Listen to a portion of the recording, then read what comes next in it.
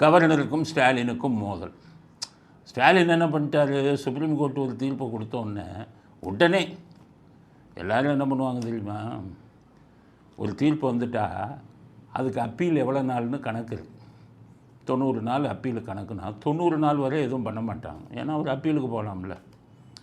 90 நாள் வரை விஷயம் தெரிஞ்சவங்க பண்ண மாட்டாங்க. ஏன்னா ஸ்டாலினுக்கு ஜாக்பாட், துணைவேந்தர்கள்லாம் நியமிக்கிறது. அதனால் நியமிக்கிற அதிகாரம் துணைவேந்தருக்கு வந்த உடனே இதை சீக்கிரம் பண்ணிடணுன்ட்டு ஒரு வாரம் 10 நாளைக்குள்ளேயே போட்டார்.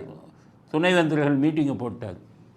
கெசட், தமிழ்நாடு கெசட்டில் அந்த தீர்ப்பை போட்டு இனிமேல் இவர் தான் அந்த வேந்தர் அப்படின்னு போட்டார். எப்போவுமே தீர்ப்பு அப்பீல் டைம் வரை வெயிட் பண்ணும். அது ஸ்டாலினுக்கு என்ன தெரிய போகுது, அப்பீல்னாலே என்னன்னு தெரியாது, அப்பீல் டைம்னா என்னன்னு தெரியாது, போட்டார் வேந்தர். இதுக்கு இடையில் கவர்னர் ஒரு இது அடித்தார். அடுத்த ஷாட் அதிர்ச்சி வைத்தியம் ஸ்டாலினு கொடுத்தார்.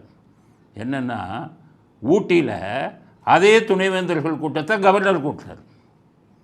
அதுக்கு யார் வரா, துணை ஜனாதிபதி வரார்.